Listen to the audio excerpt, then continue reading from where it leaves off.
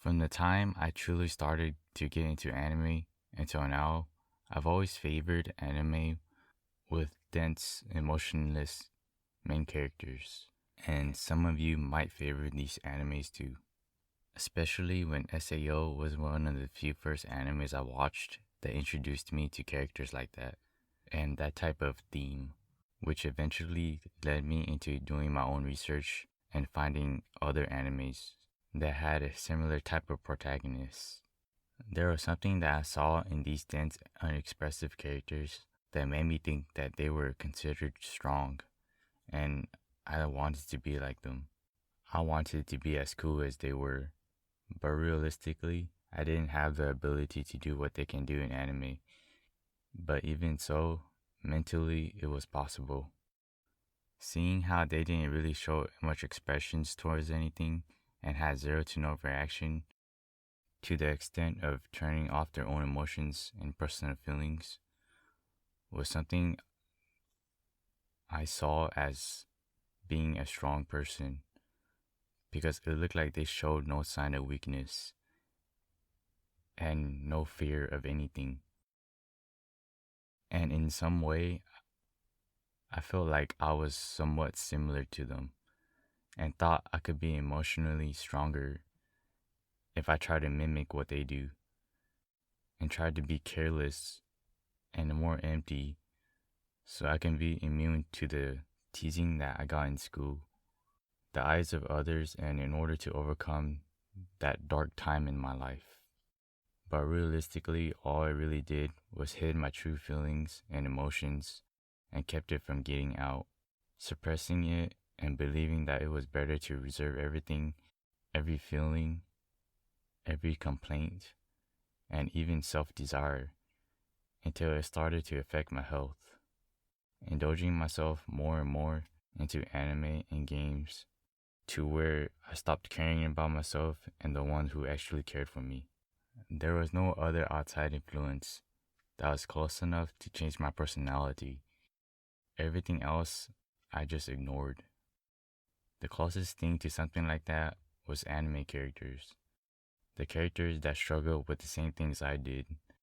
The ones who took that similar direction and never showed a single emotion. I wanted to be like them.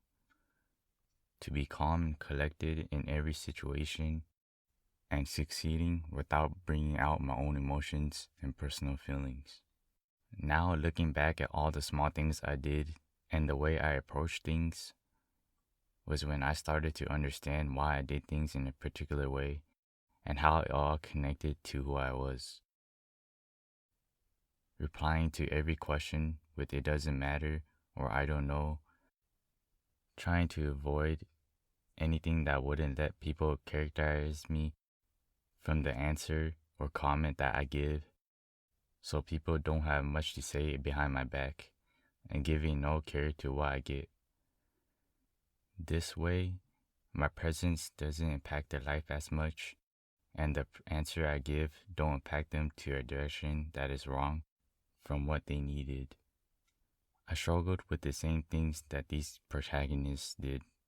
We all struggled with communicating with others and believed that strength often comes from independence and reasoning rather than emotions and feelings. And we all easily gave up on things that didn't mean anything to us.